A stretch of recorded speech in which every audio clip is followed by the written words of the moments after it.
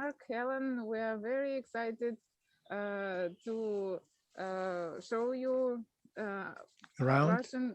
Russian countryside, Russian dacha life, Russian forest today. And our main speaker today is Sergey. Sergey, hello, everyone.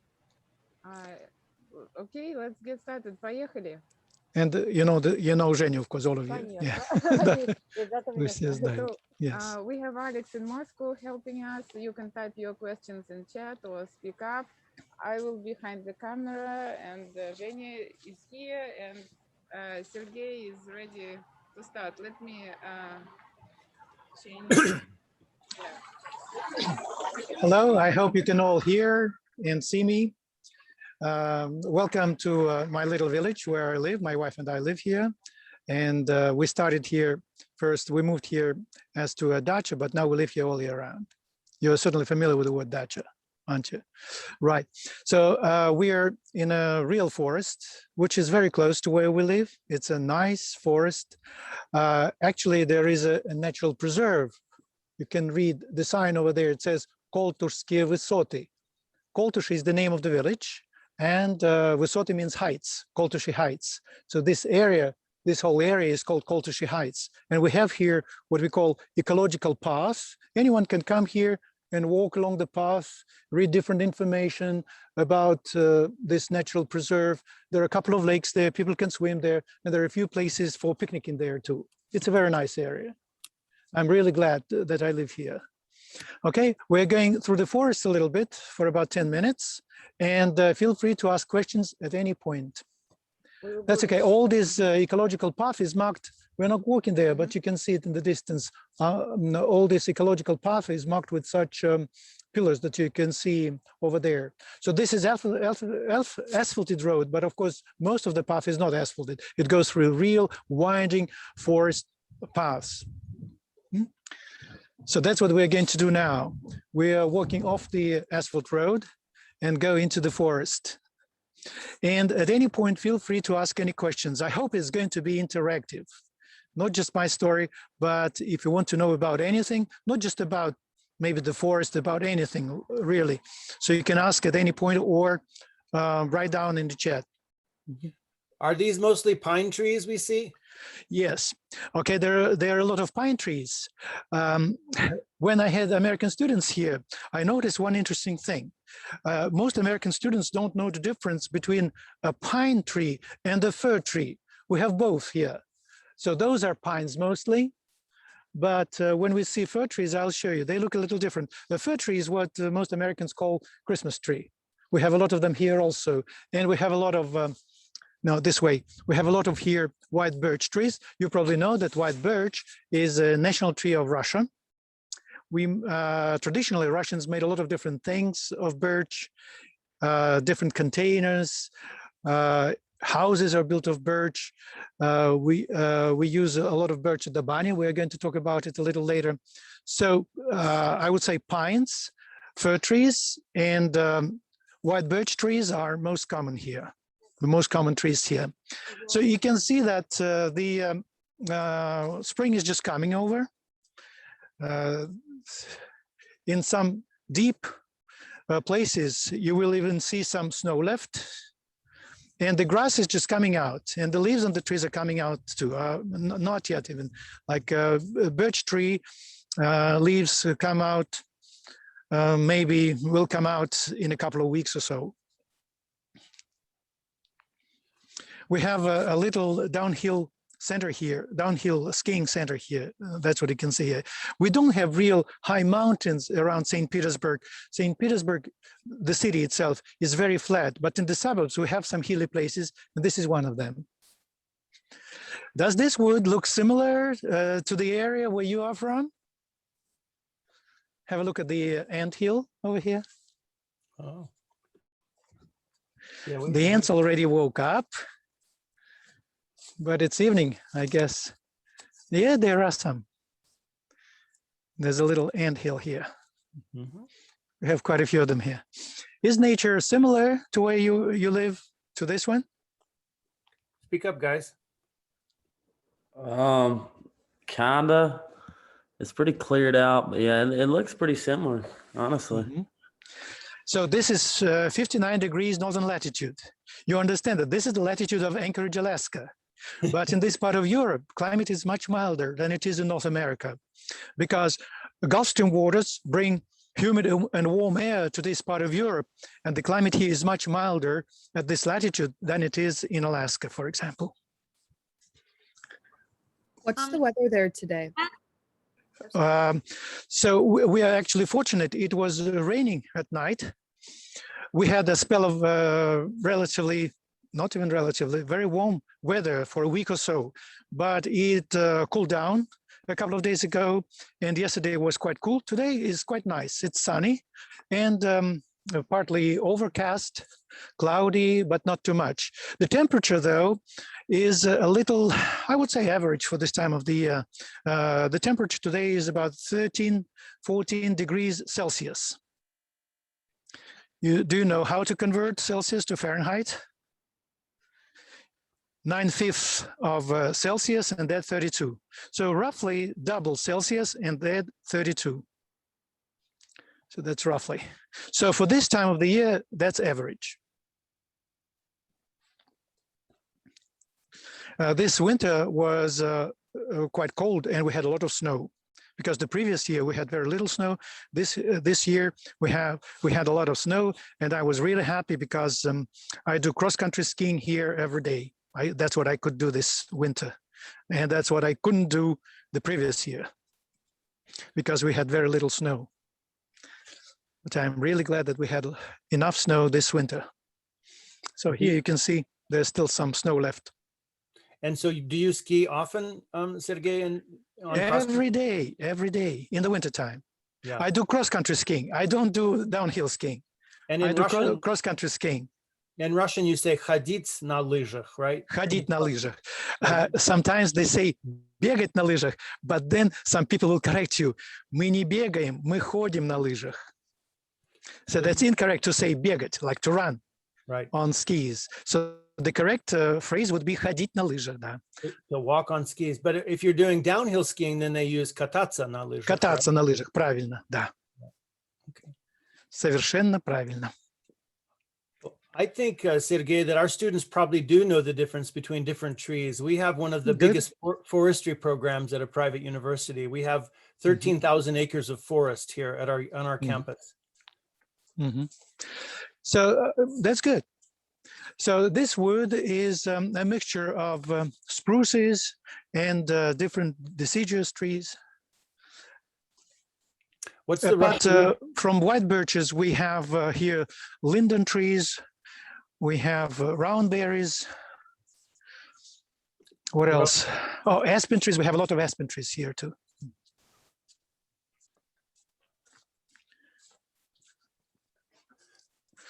So the Are there a lot of birch? Oh, sorry. Yes, yes. So look at these huge birch trees. They're really big here. So this climate is very good for birch trees because we're in the north, and this climate, humid and cold enough, which is good for the birch trees. So they feel very nice here. They grow very tall and very big. You probably know that there are a lot of poems, songs about birch tree. Unofficially, probably, birch tree is considered to be a national tree of Russia. So when, probably Mark remembers, when we go to Novgorod, we take a group of students to Novgorod. That's an old Russian town, not too far from St. Petersburg. And we go to a special workshop there where people are taught to make different items out of birch bark. Don't Russian people write letters to each other on birch bark? Used to in the past. Used to in the past, of course, because this was a kind of a local kind of paper here in Russia. And in the past, I would say, when I say in the past, I mean like 9th, 8th centuries, Novgorod Principality. So these lands in the past belonged to the Novgorod Principalities, one of the Russian principalities. And it was an exceptionally educated society, really educated, even well, by today's standards, it's not strange, of course, but even women and children could, not just nobles could read and write, but even common people could read and write. You can see sometimes very funny letters written on the birch bark. For example, one of them says, it's a wife writing to her husband, don't pay our laborer, I have already paid him. Or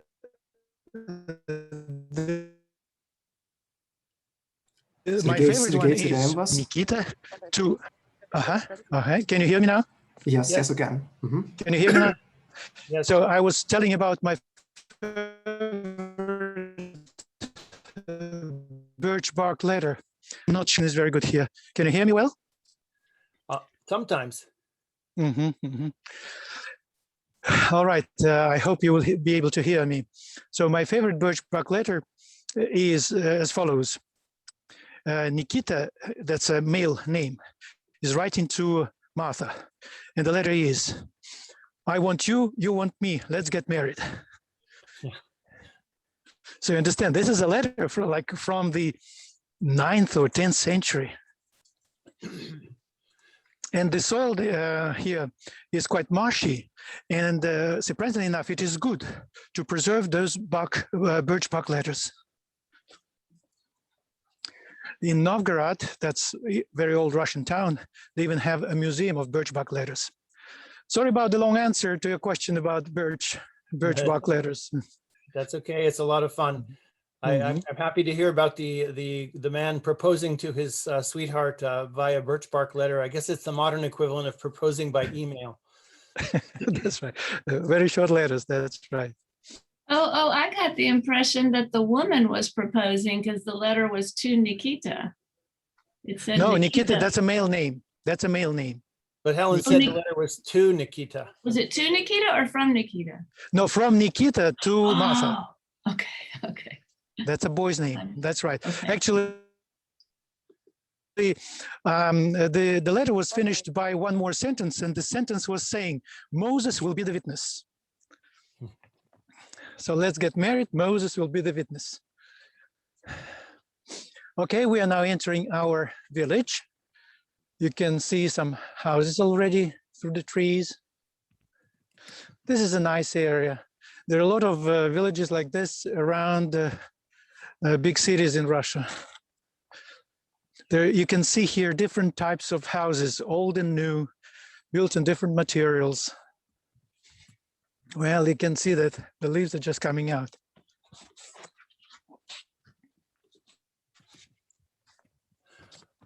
I included in the chat, if anyone wants to read some of these birch bark letters, a scholarly article that quotes a lot of the letters that the Novgorodians wrote to each other 1,000 years ago on birch bark.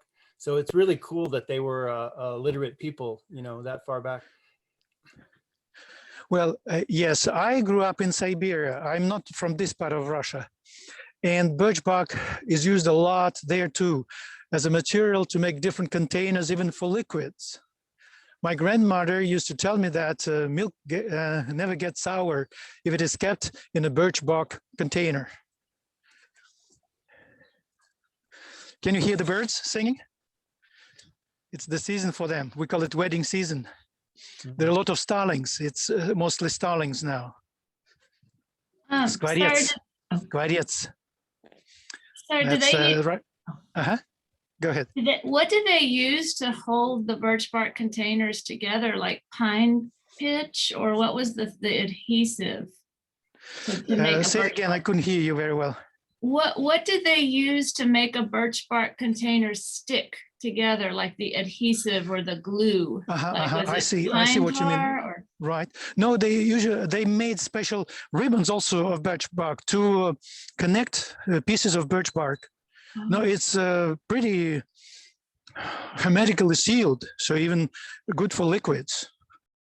Of course, people don't do that anymore. It's just there are clubs where children are taught old Russian crafts, and the children are taught to make such toys and different useful items of birch bark. But an average person doesn't use them very much. So here, come here. Did you see the house? Yes. even now, one of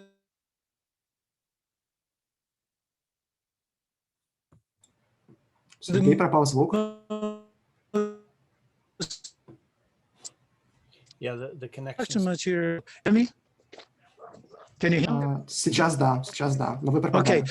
so what I was saying, I'm sorry, it looks like we're having from time to time little problems. What I was saying, one of the most popular construction materials always in Russia, especially in this part of Russia and in Siberia, is timber. You can see a lot of houses built in timber. This is a new house, but it looks like an old house. The idea is very similar, and it is even ornated in a similar way, like the old houses were decorated. Again, about Novgorod the Great, the town not far from St. Petersburg, where we take our students to, they visit a village where you can see real houses like hundreds of years, the houses that are hundreds of years old. So this is a new house, but it looks in pretty much the same style as old houses were built and look like. Timber, as you probably know, is a very good has a very good insulating properties. So many people built here houses in timber.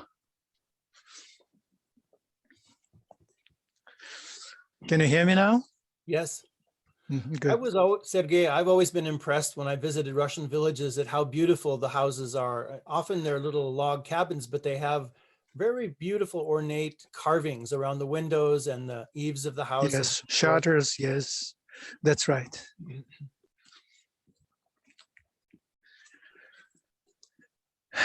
Many families, when they build their houses now, surround them with a big fence like here. You can see here. Some people like high fences, some don't. There's no rule. But here we can see quite a few houses, and their plots are surrounded with such very secure and tall fences. But it's not always so. There's no rule. Sergey, I know Russians like the idea of there being a little house spirit, a domovoy. Was there also a yard spirit, like a dvorovoy or something like that? No, not that I heard of. Okay. There is a banya spirit, also domovoy, or bannik, the spirit who lives at the banya, in the family bathhouse. But I haven't heard about the spirit who lives in the dvor, in the yard or courtyard. Mm-hmm. Can you hear me now? Yes. See, yes. There is a little vegetable garden here. Some people like vegetable gardens.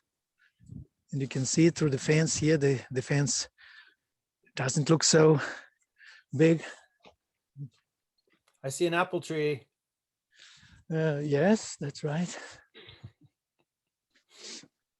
This used to be an old village, but there are only a few old houses left here. And right now we're going to see one of such old houses. Maybe it was built over 100 years ago. I don't know exactly.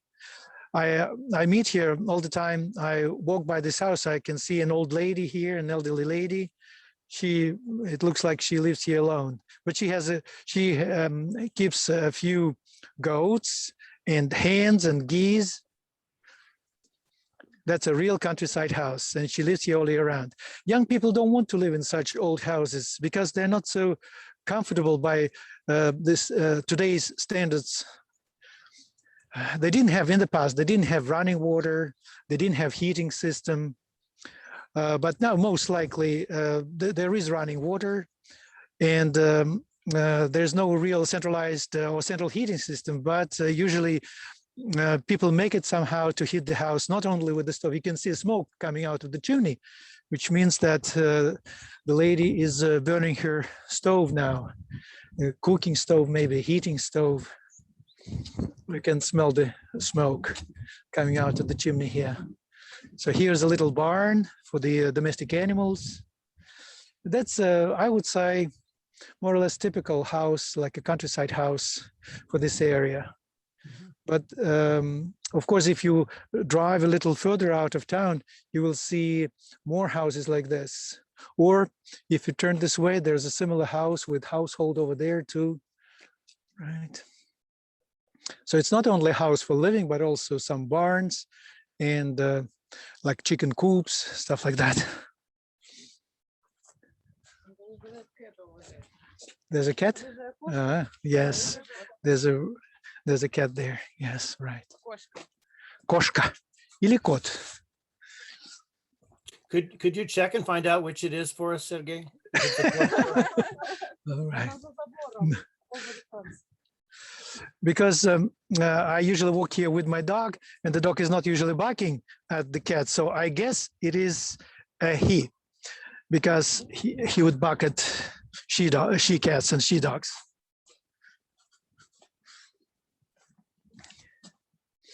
So some of these houses can be used all year round. Some of them are just little dachas for the summertime.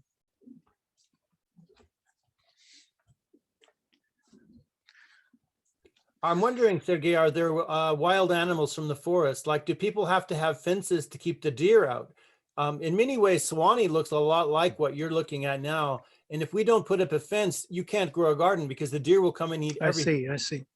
No, we don't have deer here. We have some deer. I saw a deer once here when I was cross-country skiing, but we have a lot of wild boars here and foxes. And they, of course, can, that's what I heard. They get into the vegetable gardens and spoil the crops. Of course, that's possible. So this is part of the reason. But probably people feel more secure also with such high fences, especially living isolatedly somewhere at the edge of a village. But don't you also have moose there? Moose, elks. We have a lot of elks. Yeah, They're huge animals. Yes. Yeah. We saw elks when we go out for a walk with the dog. A couple of times I saw real huge elks. Yeah, what you're calling an elk, North Americans call a moose. Ah, I see. Right, European elks. Mm-hmm. So we came now to our village children playground. It's quite nice. So in the summertime, it's very pleasant because it is sand. So people take off their shoes and just walk barefooted here. And the children also do walk and play barefooted. Very pleasant. Sergey, my student Parker is wondering if people hunt there in those regions for either moose or kabak or Yes, when there is a season, and if you need a permit, of course, you need a license for hunting, right? And there are hunting lots not far from where we live. Yes, sometimes when we walk in a different direction, though, I can hear some shooting there. Yes, yes, people do hunt here, and we have a couple of lakes around here, and people do fishing here too.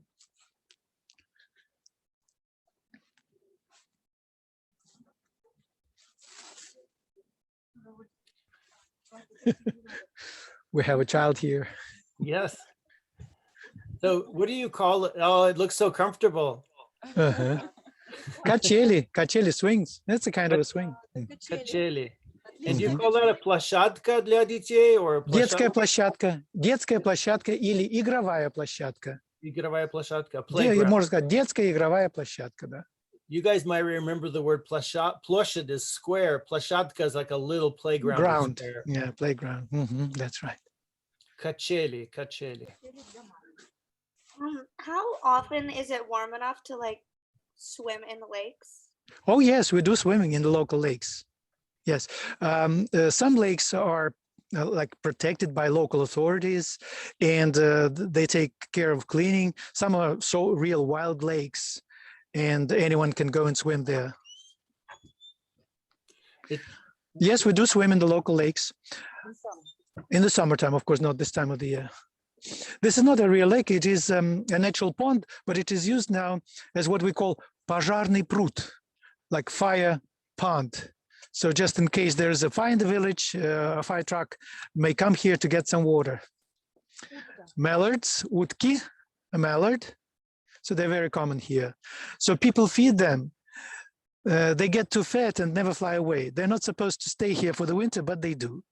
But now it is season for them to fly by. So now you can see flocks of ducks and geese and swans flying by in the sky. I can see it every day. I can see those flocks every day. Do y'all hunt ducks any? Yeah, those are a couple of ducks. Sergey, All right. Да. Паша спрашивает, вы охотитесь на утку? Я не охочусь. Нет. I'm not much of a hunter, neither a fisherman, nor a fisherman. Yes. Sorry. Вообще люди охотятся на утку, да? Да, конечно. Yes, they do hunt wildfowl here, including ducks. Yes, that's right. Parker, have you hunted for duck? Yes, sir. Oh, okay. Наш, No, sorry, I'm not much of a Cap hunter. the world. Сергей, наш... Здравствуйте. Здравствуйте. У нас О, виртуальная экскурсия для американских студентов. Можете передать. Вы английский язык учите? Да? Okay. Hello, what's your name? Violetta. Violet. Very nice name. And what's your name? Привет. How? Привет. Марик? Марк. Марк. У нас Марк там на той стороне тоже. О, привет, Yes. Марик, привет. Меня зовут Марк Он тоже. говорит, привет, Марик, из Америки. Да. А собачку как зовут? А как собачку зовут? Шон. Шон. Шон. That's Scottish. Sounds Scottish to me. Шотландский. Okay. Пока. Пока. Пока. Таня, счастливо. Шон.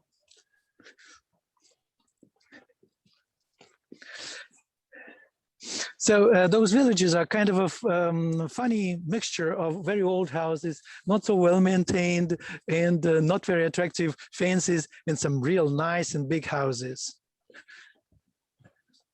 And there's a lot of new construction going. That's what I hope we'll have time to see also, because more and more people want to move out of town and live in a suburb.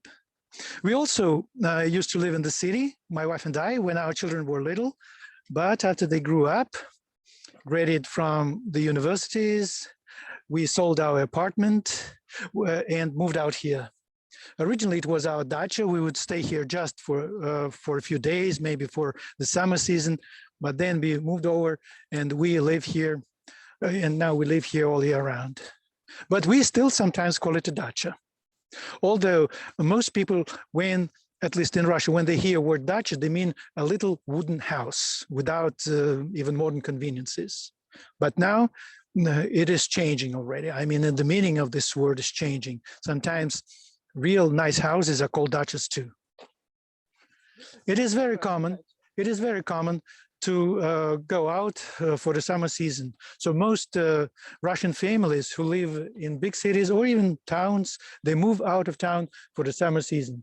I would say this is a typical little dacha. That's what you can see there, a little house, used most likely just for the summer season. The idea is to get away from a big city, from crowded places, to better environment, cleaner air, pure air. Usually dachas are close to some water, so where people can swim.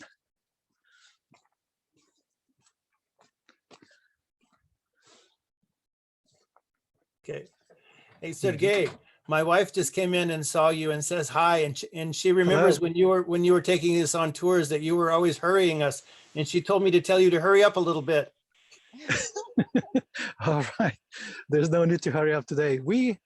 I keep an eye on my watch, don't worry. But thank you. Yes. Do most people in the countryside have cars? Like, how do they get around? Yeah, most people have cars, that's right. If you can afford to buy a dacha or build a house in the suburb, you can afford to have a car. Many people in the suburbs live in so-called коттеджный поселок. So we are now going to see such a thing, still under construction. Коттеджный поселок, by the way, the name is quite confusing.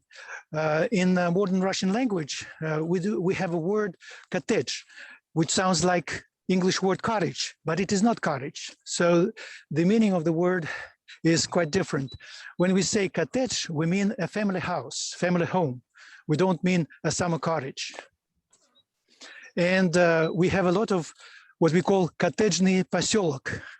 If you translate it word for word, it would be cottage settlement or cottage village. But the American equivalent to it would be gated community. So we are going to see one of such gated communities still under construction. We have some finished gated communities here, but this one is under construction and we're going to see it. So as long as it is still under construction and there's no real security, we can go there and have a look.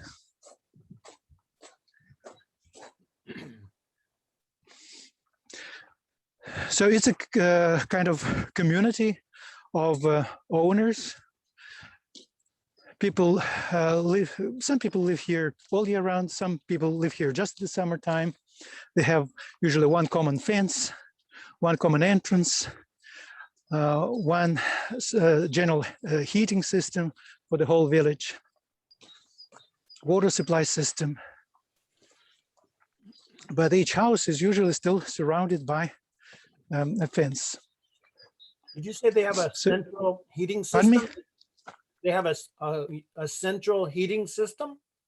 In some cottage settlements, actually in most cottage settlements, they do have central heating system. So one for the whole village. Yes, that's right. They have a boilers, whatever you call it, room or whatever.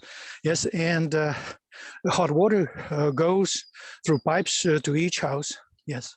It's not always, but most cottage villages are like this, yes. This one is not, though. I can see that in this cottage village, they have individual heating in each house. But there's another cottage village near us where they have a kind of boiling equipment or boilers room for the whole village, one for the whole village. So Yeah, there's that- no rule about it. So many things are very similar to America, but that's a very big difference. I was always amazed when I went to Russia with the unified heating water systems that, you know, you could take a shower and never run out of hot water. There was just an endless supply of hot water. Mhm.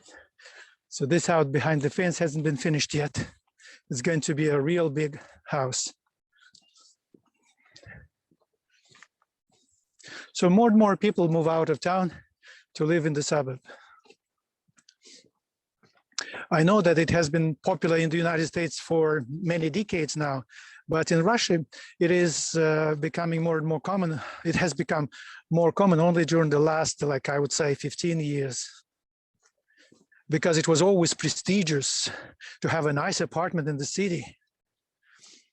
But more and more people now understand the pleasures of suburban life. Especially it was the case last summer during the pandemic when city residents, well, everything was closed in the city. Like shops were not working, movie theaters were closed, and people could walk only in the area where they live. But here we can go to the woods, we can drive to other parts of what we call Leningrad region, this area, this part of Russia. And we never had any strict rules or very heavy restrictions about moving around, even during the heat of pandemic last year. And now there are very few restrictions. Actually, restaurants, movie theaters are working now. Nightclubs are working now.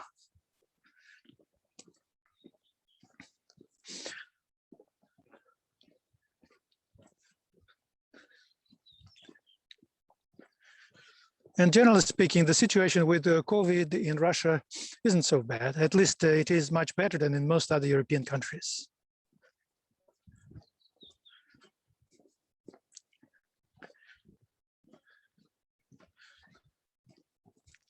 Vaccination now is very available. There are 3 Russian vaccines available at the market. I mean, it's free.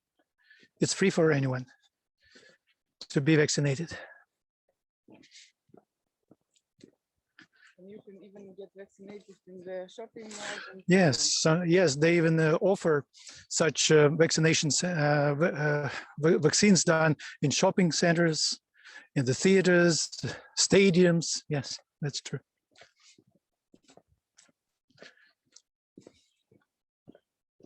We have another problem. I know that in the United States, people are also encouraged to be vaccinated, and percentage-wise, more people in the United States have taken the vaccines than in Russia. Many people here, unfortunately, are not willing to take the vaccine. I don't understand those people, but we have a lot of them. It's the same here. We currently in America, we have an epidemic of misinformation and we have to figure out how to do better at this. People get brainwashed so easily by different groups, and it's a big problem. We're trying to learn to trust science better, and we're making progress, but rumors spread as fast as the truth, of course. Right. Well, here you can see more, such what we call cottage. Oh, little dog. Hello. Я знаю. I know the dogs. So one of them is called Altai, and the little dog is called Nora, because we also have a dog, walk around. We know all other dogs who live here in this area. Это Nora. Молодец, молодец. That's what I say to my students all the time. She's very young. I call my students молодец. Means good person, good job, good boy, good girl. Mostly means good job. Nora. So here you can see some houses under construction.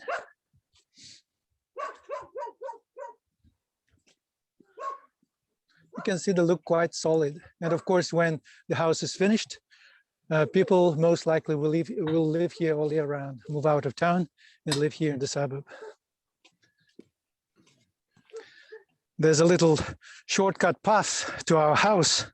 So don't be surprised that we're going to take a very little path now. What do people use for insulation in the walls in these homes? Because it gets very cold in Russia. Yes, but you remember at the beginning we saw some big log houses. They don't need any extra insulation because timber is very good insulator.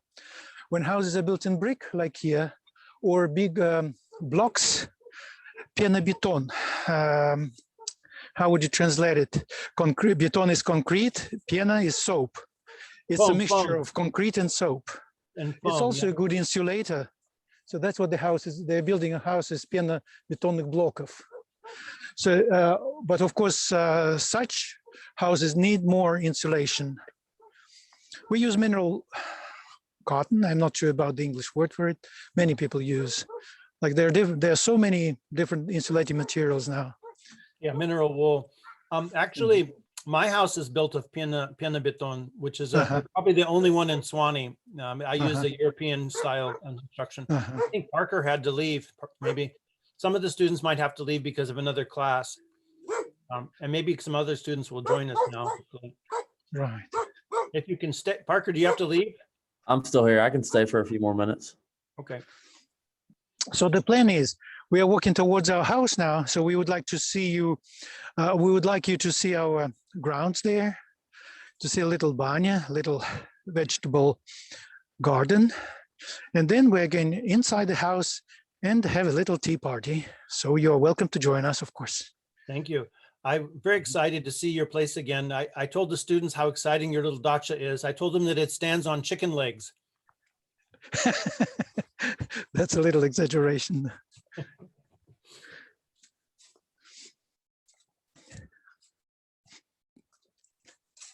I wish I was on a treadmill watching this, so I would be getting all the good exercise that you are.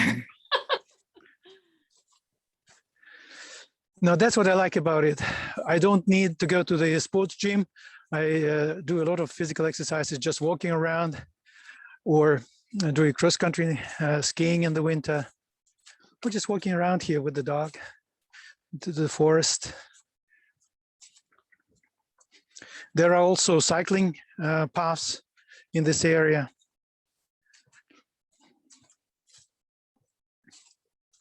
We are now east of St. Petersburg.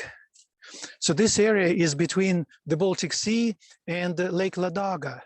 Lake Ladoga is very close to where we are now. It's just about 20 minutes to drive from here to Lake Ladoga. Lake Ladoga is the biggest freshwater lake of Europe. It's real big. You can see it on the map. So if you take a map of Russia, this part, northwestern part of Russia, you will see the Baltic Sea there. This part of the Baltic Sea is called Gulf of Finland. And if you go east of the Baltic Sea, you'll see a huge body of water. That's Lake Ladoga, the biggest freshwater lake of Europe. And we are right in, between the city and Lake Ladoga. You may recall we used to have another teacher in Sewanee, Yulia. You recall Yulia? She was half Russian, half Ukrainian, and her name was Oh. Ladigina. Ladigina, yes, yes. I think some of her ancestors came from maybe from that lake. Mm-hmm. Possible. Mm-hmm. I was curious about, is Zhenya still with you? Yes, yes, she is. So Zhenya grew up in Arkhangelsk, right? And hey, Zhenya, so where Arkhangelsk. you grew up in Arkhangelsk, was it like in the city or were you in the suburbs or did you grow up in the country? В городе или в Архангельске? Я выросла в Архангельске, да, в городе. Yes. Can you hear, Zhenya? I can hear her, but I'm wondering if Zhenya grew up, was it like city, or was it more like this, the suburbs? No, it was the city, в городе. Okay. In an apartment. Да, да, в квартире. Did you have someone who lived in the country, like a babushka в деревне, or did you have a dacha or something? Well, with my babushka, we used to go for summer to the village here in our northern region. Was it similar to here or was it different?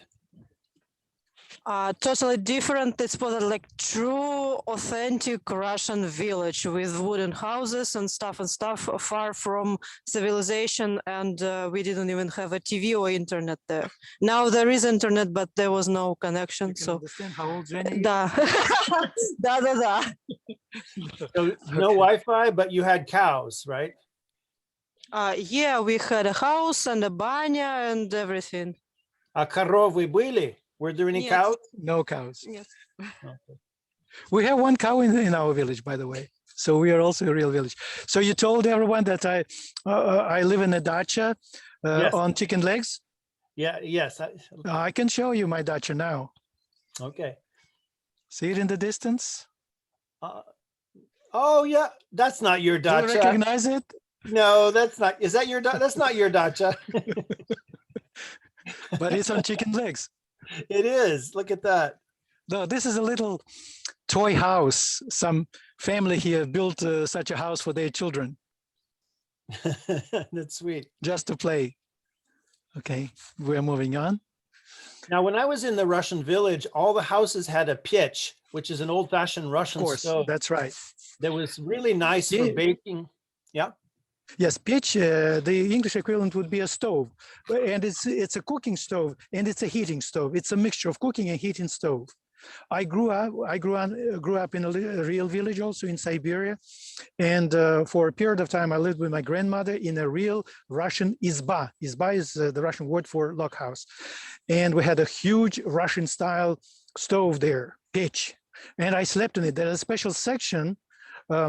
It's separate from the cooking area of the stove. And there's a special section there where people could sleep. And this was my favorite part of the house where I could lie down and just enjoy myself. It was always warm there. Yes, that's true.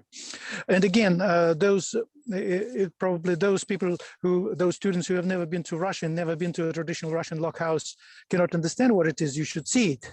And those people who come here, we also take them, when we go to Novgorod, we take them to a real log house, to a real izba, traditional Russian izba, and there people can see those stoves. They're really huge. They're in the middle of the house. My grandmother would, in the wintertime, would wake up at about 5 o'clock in the morning to burn the stove, because by 5 o'clock, it would get a little colder in the house. So she would wake up, the first person who would wake up, and she would burn the stove to heat the house. And then she would cook the breakfast for everyone. And then in the evening, before everyone goes to bed, she would burn the stove again so that it stays warm at night. That's right. We didn't have any central heating there, no running water. It was a real old-fashioned Russian izba. Well, you know, people in the West have studied them and found out that the technology is actually superior to anything used in the West for heating homes. And notice that Sergei mentioned she would make one fire in the morning and one fire in the evening. And they're not that big of a fire. And they keep the little house warm, even in Siberia. Whereas in America, people have very inefficient fireplaces and you have to keep feeding them all the time. So they, in fact, our American writer, Mark Twain, wrote a very humorous sketch about this. He was so impressed with the stoves in Eastern Europe. And Sergei, I actually built a pitch in my old house, but I had to sell the house, unfortunately. But I have There is one in Sewanee. There is one pitch in Sewanee that I built with Right. a mason. Okay. Okay, great. I know those people. А вот этих я знаю. Здравствуйте. Здравствуйте. Здравствуйте. Познакомьтесь. У нас виртуальная экскурсия для американских студентов. Поближе, да. Алла, Маша. You are from... Они изучают русский язык. Девочки, не бойтесь, не бойтесь. Don't be afraid, she Я said. теперь hablo español Да. чаще. Maria has got some property in Spain now, so she switched over to Spanish now. Мгм. Но вы знаете, что в этой Испании все учат английский. Сейчас же Buenas tardes, нельзя Maria. приезжать, поэтому мы делаем виртуальные экскурсии. Да, девочки, правильно, надо делать. Buenas Особенно tardes. А?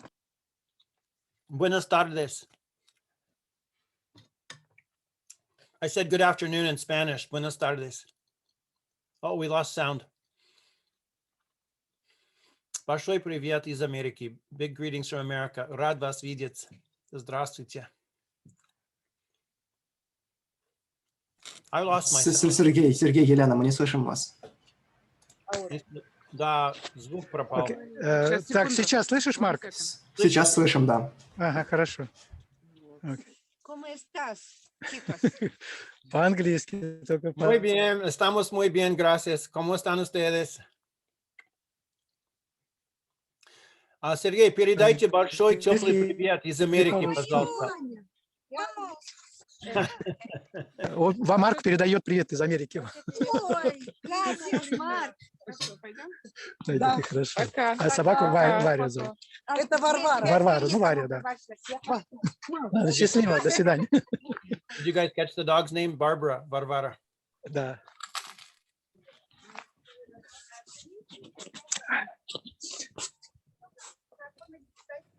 Да? Ага, понятно. They're saying that they have just met this man. They have lived nearby him for quite a long time, but didn't know him in person. Now they just got acquainted with another neighbors. I know these two women also. And they said hello to American students. And They said hello to American students. friends. Yes, that's right.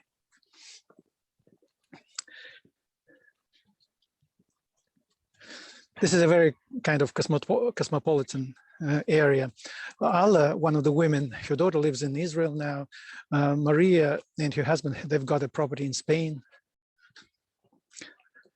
I used to teach English to them for maybe a year or so as a private tutor. That's how I know them.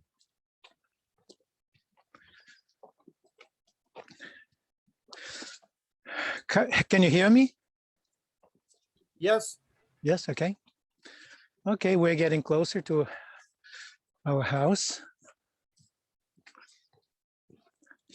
So here we are going to walk by another cottagный поселок, cottage settlement, gated community. So that's what you can see here behind the fence.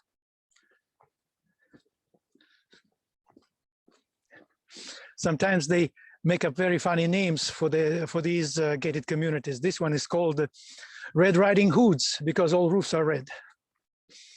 The one which is under construction that we walk through is called Lily of the Valley Heights. Ландышевая горка. А это красные шапочки. Red Riding Hoods. They have, I guess, one common tennis court here. That's what you can see behind the fence.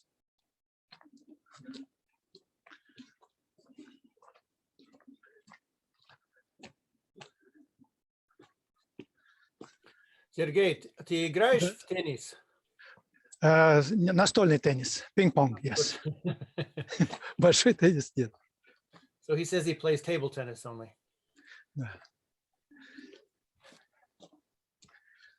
Our student Pasha had to go to another class, but he plays tennis. Кто играет в теннис? Anybody here play tennis? Кто играет в теннис из вас? Я спрашиваю, да. Своих? Но уже ушел парень, который играет в теннис. Ага. Oh, Masha, you joined us. Привет, Masha. And Bramwell, you did too. Nice to see you guys. Welcome. Yes. So we've had a tour of the Russian countryside and the forest and the different trees and the little village. Now we're going into to see Sergei's dacha. Yes. He actually showed us one little hut on chicken legs, but apparently his house is not on chicken legs, even though in Russian fairy tales sometimes the little log cabins are on chicken legs. So this house is available for sale, so you can think about it. Just 30 million rubles.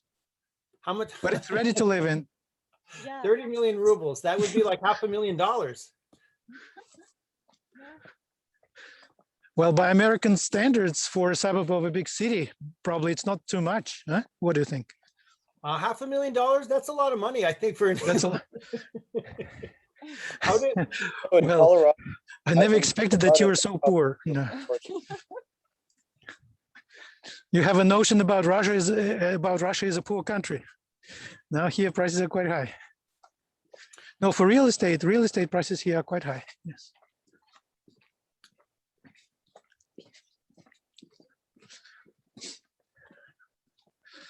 And I would like to emphasize that this is nothing special. I mean, there are a lot of villages like this around St. Petersburg, around Moscow. We have natural gas here. Yes. nice. We use natural gas for heating and for cooking. But Sergey, if a house costs $500,000, how does a babushka afford to buy a house? Sorry, say it again. Если дом стоит $500,000, как может бабушка, какая-нибудь бабушка купить такой дом? No way. Yeah. Of course, it's only like those families who have high income can do that. Well, how much do you think if we want? Well, actually, how we did it? How we did it? Because we did it a long time ago, and we bought only a plot of land, and we built everything from scratch. It took us over 10 years to build a house. Right. Well, that's And what we did a lot of things ourselves. Мы тоже так и сделали в Sewanee. We did the same thing in Sewanee. My wife and I took a plot of land and built our little house. We did everything. Now you can get a loan. You can get mortgage from a bank. When we started building our house, mortgage system wasn't available in Russia, so we could build something only when we had, as long as we had some cash money. Yeah. It's different now. People take a loan from the bank and build a house, and then pay back for 20, 25 years to the bank. But when we built our house, it wasn't impossible. It was impossible. Oh, there's another thing that I would like you to know. Maybe students are not aware of that. As far as I understand, most Americans live in rented dwellings, in rented apartments or houses. And it's very different from Russia. In Russia, most people live in the houses or apartments which they own.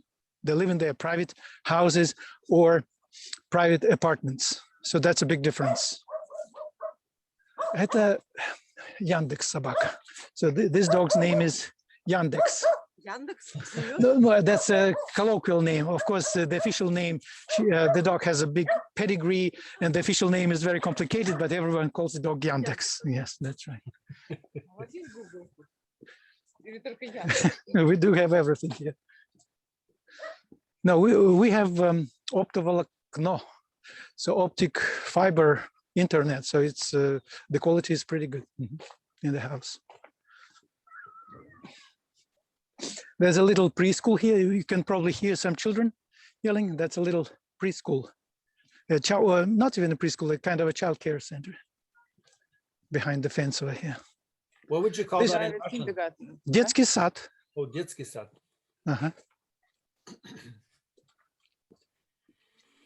But this one is a private детский сад. It's not, of course, they need a license, but parents have to pay for it.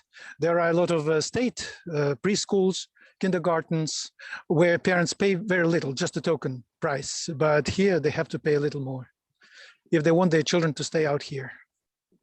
Otherwise, they would have to take their children to a preschool or kindergarten somewhere in town or a big village, someplace nearby.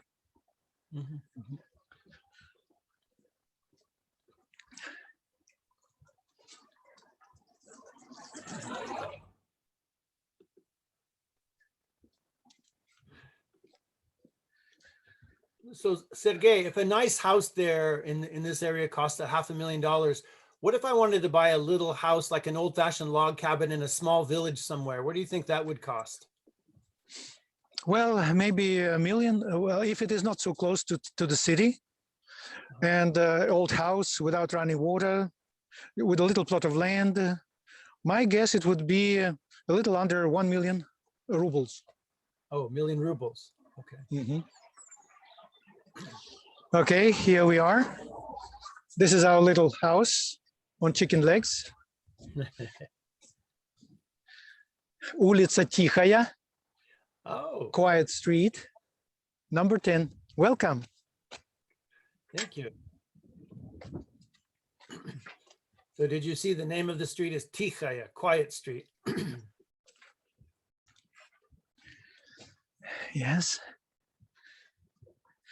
We have typical Russian cars here. Chevrolet and Ford. No, seriously, the Ford is made in Russia here in St. Petersburg. Unfortunately, Ford Motor Company closed their business in St. Petersburg a couple of years ago, but this Ford, my Ford, I am driving a Russian Ford. We have 3 automobile factories in St. Petersburg. That's apart from Ford company. So they probably couldn't compete with, we have a Nissan, we have with a Hyundai, and we have a Toyota. So probably Ford couldn't compete with them. We have still 3 car manufacturers here in St. Petersburg. What about the Moskvich? Moskvich, they don't make them anymore. They stopped making them maybe 35 years ago. Oh, no. All right, so here we have a little property, a little ground. You can see that there are no real trees. So we have a lot of lilacs here. That's what you're looking at. A couple of apple trees, chestnut tree over there. Let's have a look at the vegetable. We're not real farmers, of course, you understand. But my wife likes to grow some vegetables and mostly flowers. We have some flowers, but it's a little bit late and they have closed down. We have a lot of, this time of the year, we have a lot of crocuses. That's what you can see here. Do you recognize them, Mark? Yes. Crocus. Crocus. And yes. we have some wild or forest violets. Now, crocus in Russian, is that подснежники? Crocus. Crocus. Well, is there a word подснежники? Да, that's a different, maybe it is similar to crocus, but it's different. Подснежник, I mean.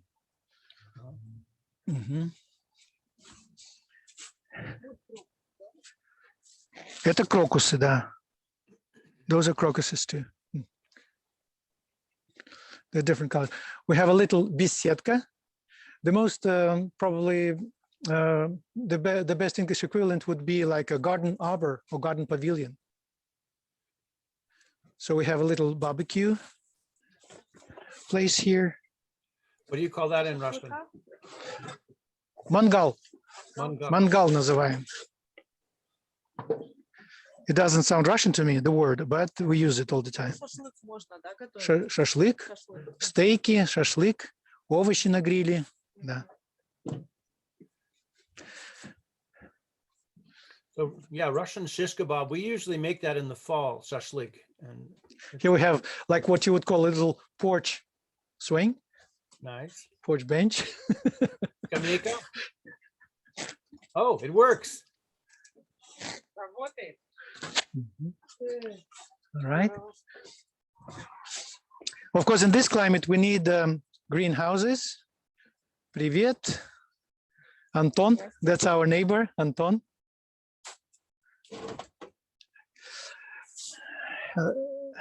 We have a little greenhouse. We grow here mostly cucumbers, sometimes tomatoes too. Right now, yes, there is some strawberry. Ah, but a little later we'll plant here cucumbers. We'll plant cucumbers here. Огурцы, помидоры. А мы с женой только что, we just planted cucumbers and tomatoes in our теплицу. Ага. То у вас теплее. So it's warmer over there, right? Than here. Нет, потеплее. Хотя сегодня, по-моему, температура такая же. I think those are irises. We have a lot of them here. Как по-русски iris? Iris. Iris. Okay. Имеет смысл. We have some plum trees here. Those are plums, different kinds of plums. Сливы. Слива. Мгм. А яблоки есть? Яблоки там, да, вон там. У вас очень европейская или американская дача? Мало грядок. Мало грядок, правильно. So, because we are not real farmers, yes, Jenny is surprised that usually in a dacha they would have more such vegetable beds, grow more, but because we work in the city, we have a lawn here, yes. This is my job, to mow the grass, right? You know, we should organize a tour of Sewanee on Zoom to show you guys how we live here. That's interesting.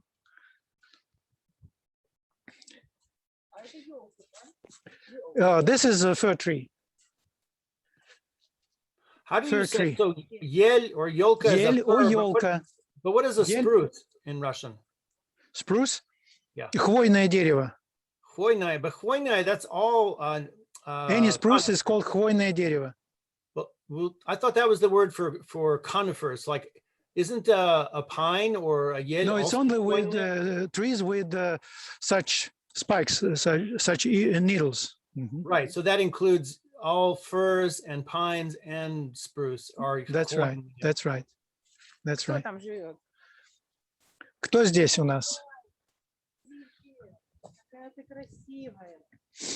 This is our dog. Ну что, Лена боится собак. Хорошая собака.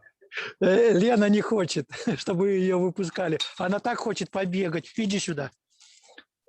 Как ее зовут? Давай я тебя погладю. Альда. Хорошая. Альда. Альда, не Альда. ходи к Лене, иди ко мне. Она дружелюбная. Собака.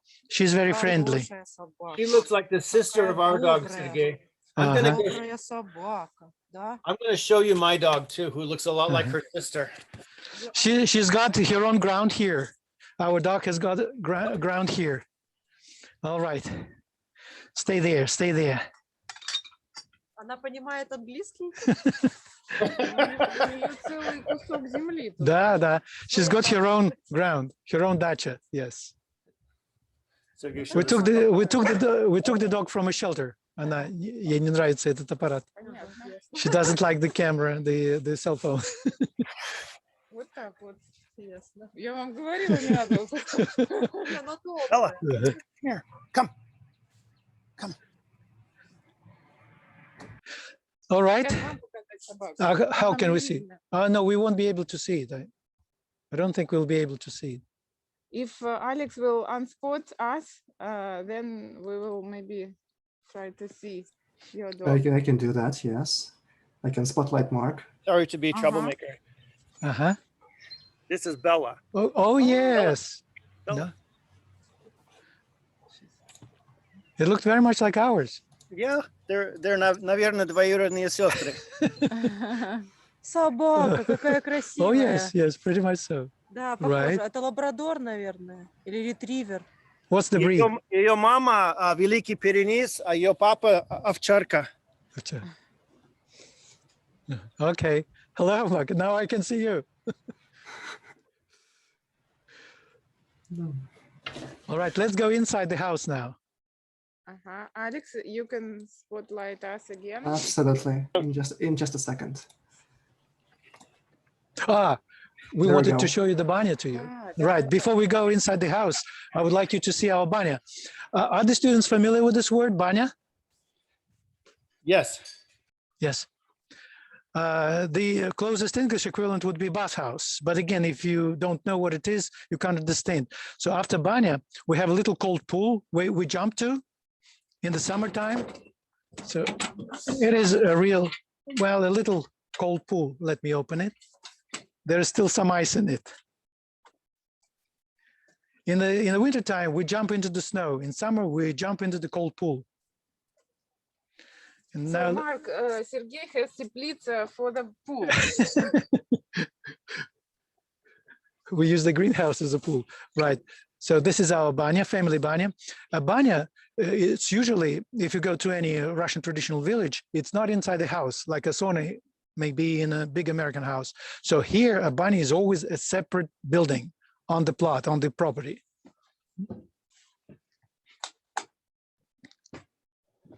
come in. It's a little bit dark here, but can you see here? Pretty well, actually. Yes, it's all good. Do the students know this is an absolutely necessary item for a Russian banya? The Russian word for it is venik. There's no English word to it. My question to the students, what do we need these veniki for? Any ideas? Martha, Caroline, what do you use the veniki for? Is it kind of like a loofah where you like just To shake the it what? up? She asked, is it like a loofah where you hit yourself with it and shake it on yourself? That's right. That's right. So it's a kind of massage that we do. Okay. So this part of the banya is called predbannik, before banya, перед баней, before banya, predbannik. It's a little lounge where people sit down, chat, have some drinks, socialize. Right. Then here is a stove. We have an old-fashioned stove. The fuel is wood. The best wood is birch. We do it once a week, every week. I really like it. I wouldn't be able to live without a banya. So then comes the second part of the banya. It's called moishnaya, washing room. So here you can get some water, hot water and cold water. Here in the summertime, you can even take a shower, a little shower here. But in an old-fashioned bathhouses, they use such little water containers or basins. They get some water, mix the water, and wash themselves from it. So in those places where they don't have running water. Tazik. The Russian word is tazik. Right here, we have a special drainage system. So the water goes underneath into the drainage system.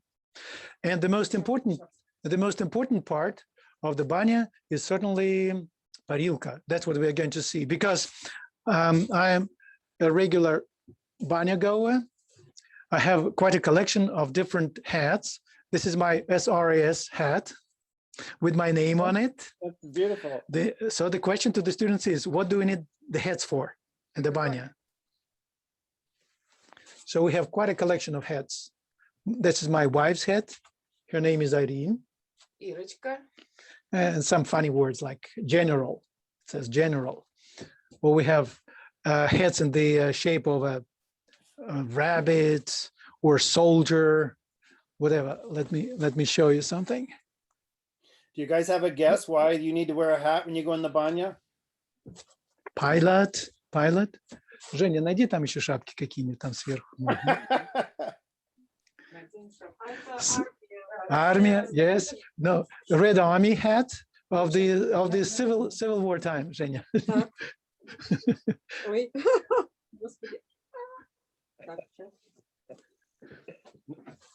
So the hat is another necessary item for a Russian banya. So I had a question, what do we need these hats for?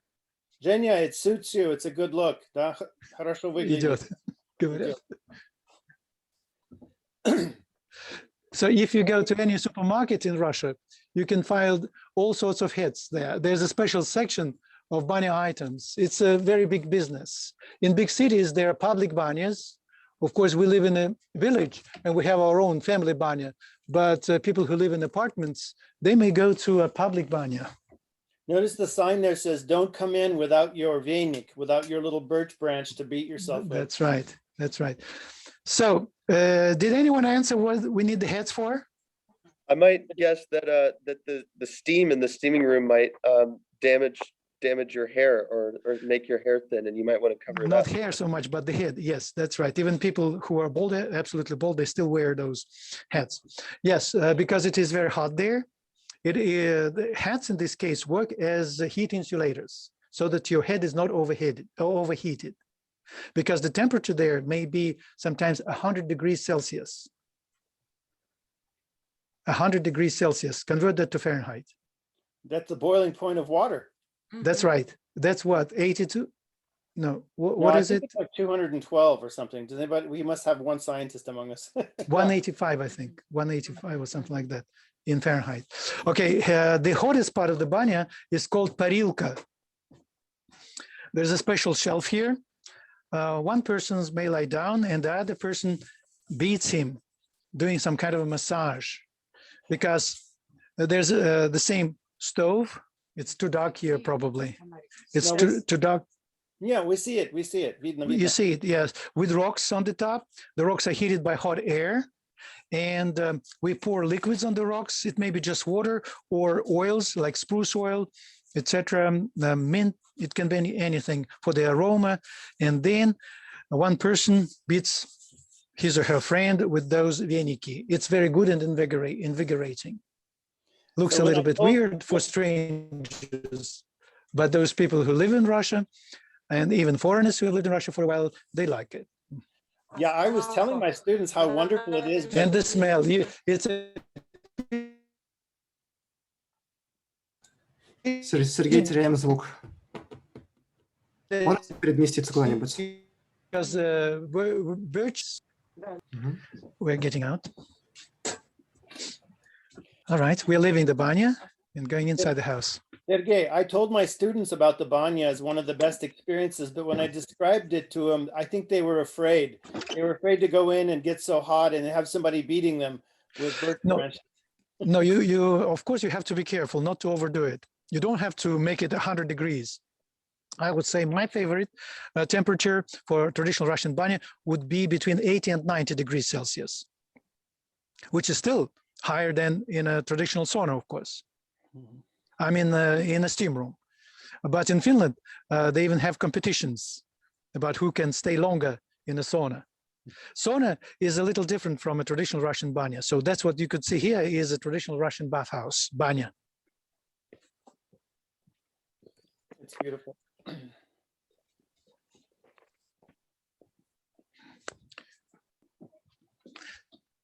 All right.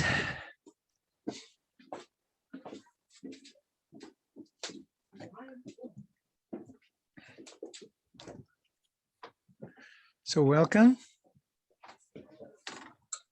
Martha, did your sister ever talk about the banya? Did she ever go when she lived in Russia?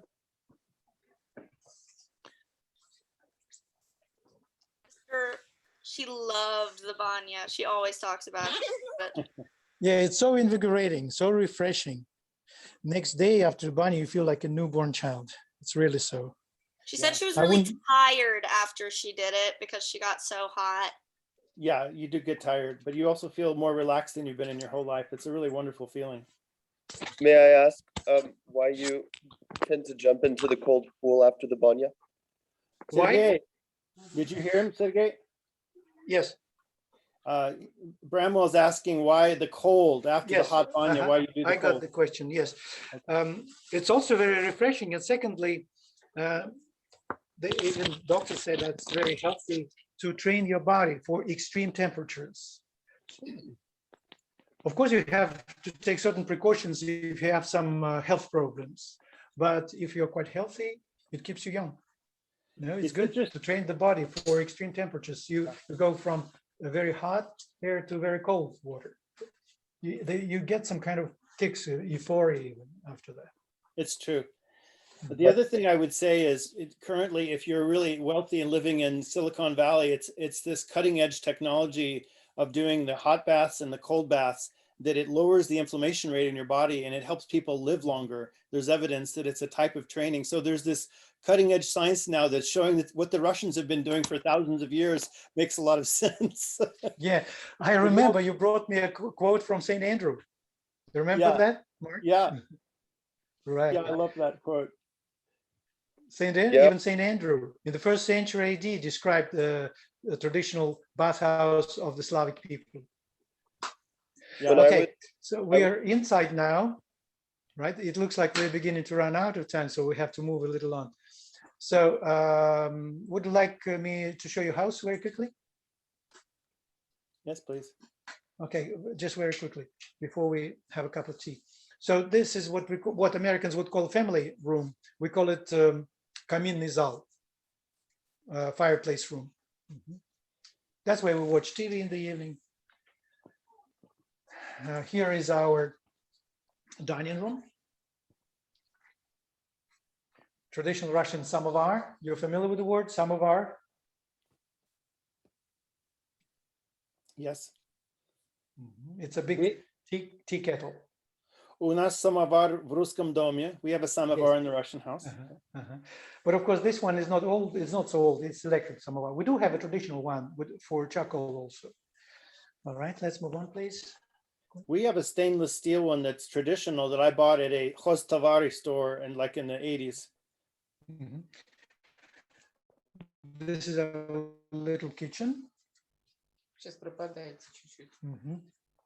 I told the students about your vodka collection. No. I haven't heard anything about that. Don't know what you're talking about.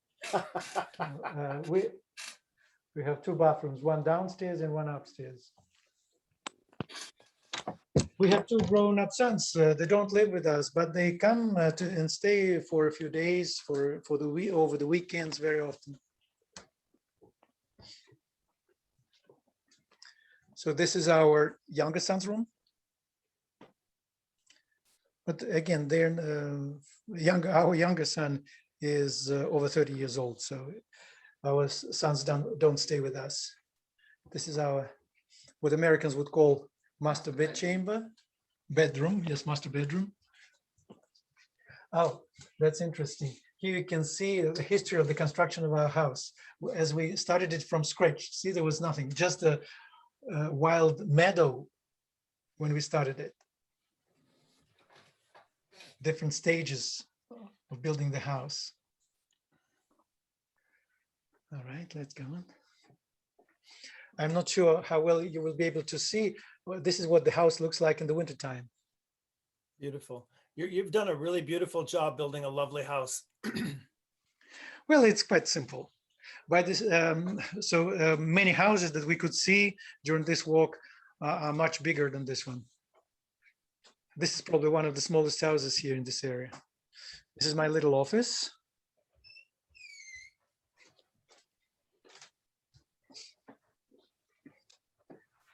Guest room. How many of us can fit in that guest room if we come visit? The whole Sewanee University. No, it's quite small. There's another bathroom here with a shower.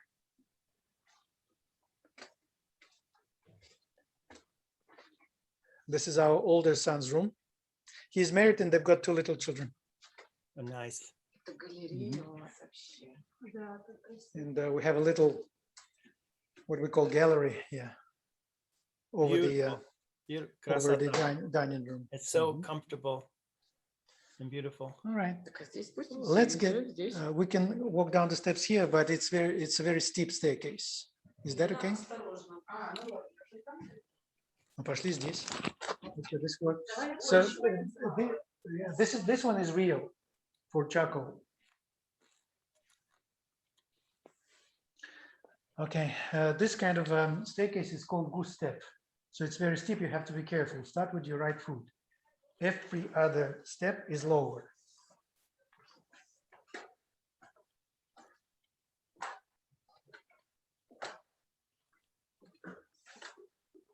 I don't know where my wife is.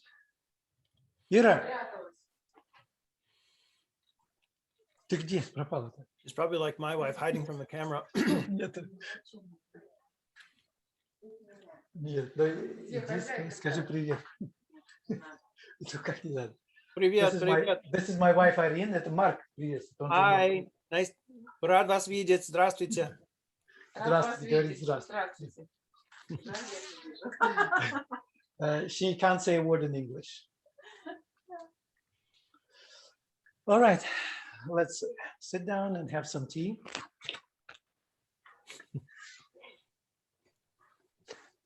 So it's hot, the kettle is hot.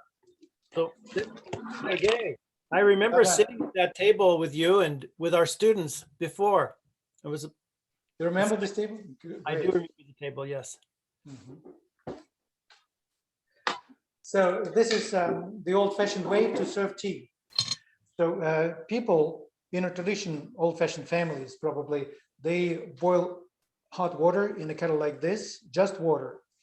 Then they make very concentrated, they stew or brew. They brew very concentrated tea in a teapot like this. To keep the teapot warm, they usually put it on top of the samovar like this. Mark, ты знаешь слово «баба на самоваре»? I think I do. Is that like? It's a special doll that people put over the samovar to keep it warm. It's a huge doll, but we don't have one. We don't have one. We call them cozies. Cozies. Yeah, that's right. Are those blini I see in there in the middle? What are those? Yes, that's right. My wife Irene made them just now. Oh my Игорь, God. иди с нами, попей чай-то. Что ты? So We recently doesn't feel had, very comfortable because she can't say a word in English and she doesn't understand it. tell her the English word blini. Блины. Да. Блины. Stress Английское the, слово блины. Можешь сказать, значит, всё нормально. блины. We stress the last vowel, the plural. Блины, singular, блин, masculine. Передай жене, что мы только что приготовили блины в русском доме у нас на Масленицу. Окей. Он говорит, что они тоже блины готовили на Масленицу. А у вас когда Масленица была? У нас уже в 1 мая будет Пасха. We're going to have Russian Easter is May 1st. Oh. Huh? 2? May 2nd. May 2nd. That's right. But we say Христос воскрес. Да, да. Воистину воскрес. All right. Do you have any questions? This is so beautiful, Sergey. We thank you so much. Guys, do you have any questions, ребята?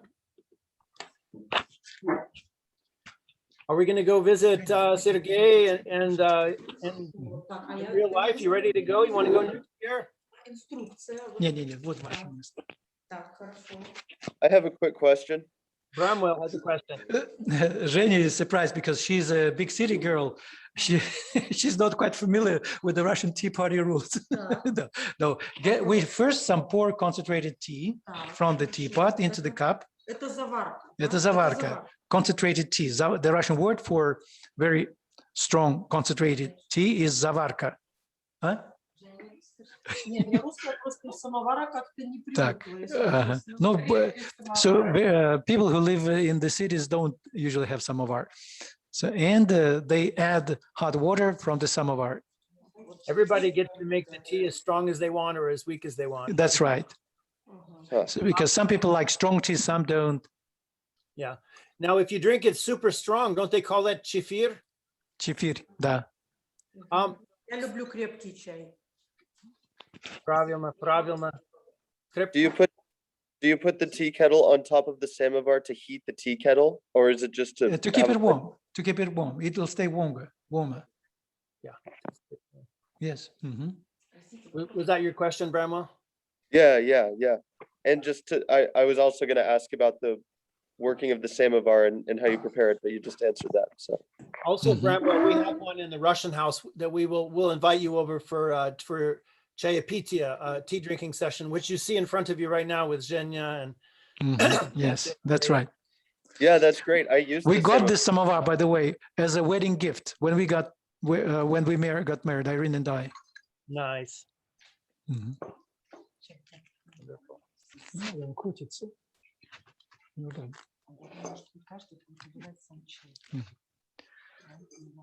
Okay, Irene is helping us with the tea then. Okay. We have a pirog, pie, and the blini. Nice. We can make sandwiches with ham and sausage. Is that fruit or pomidor? I can't tell what that is. Это абрикосы, dried apricot. Да, абрикосы это? Курага. No, это dried apricot. Dried apricots. Did you call dried apricots kuragan? Курага, да. I didn't know that word. Надо было чашки-то русские дать. It looks beautiful. It's so nice. Okay, do you have any other questions? My question is, when can I come visit? Anytime, you're welcome anytime, you know. Our country, I have some idea that we'll be ready, Russia will be ready to open the borders quite soon. because the situation with COVID here is pretty good. I mean, it's not so bad. Yeah, we have done. It's the other countries. The problem is with the other countries, not with us. Well, we have in our little town in Sewanee done very well. Our students, we have a really excellent rate of health. No, we test everyone every week, and now we're vaccinating everyone really quickly. All the students. Good. So we've done really well. So maybe between Sewanee and Russia, we can make a special agreement. I'm not against it. Yes, that's right. I don't mind. Sergey, we appreciate you and Zhenya and. Well, thank you It means for so much to us. staying with us for this tour. Yeah, thank you so much. We really have a lot of respect and affection for you guys, and thank you for going out of your way. Lena, hello, Elena. Yes, and Alex, thank you for helping and giving us all these great Russian words. We have a pleasure. Yeah, our hearts are really, my heart is really full of affection and respect for you guys. So thank you. And we will look forward to working with you, I hope, for many years. And I hope that many of my students will have the wonder of coming there in real life and seeing all how amazing it is. And I want to say that we want to make you feel welcome here in Sewanee. And we will, if you ever have an excuse to come this way, that we will take care of you as well here and show you around as well, okay? Great, who knows, yes. Yeah, добро пожаловать в Sewanee тоже. Спасибо. Well, I think some of the students have other classes to go to, and I'm so happy. I'm glad we recorded it because there were a couple of students who missed, I'm very sad to say. And so I'm glad, though, that we can make them watch it too. So, okay. До свидания, ребята. And we hope that you will be able to come here in person with the students too. Well, you know, we're going to plan to come not this summer, but the following summer, we'll bring them. But I'm probably going to send a couple people for a semester. We'll try to do that as well. And who knows, maybe I can get someone from among you to come visit us for a while. All right. Okay. До свидания. Thank you, Okay, Mark. bye-bye. До свидания. Удачи. Удачи. Bye-bye.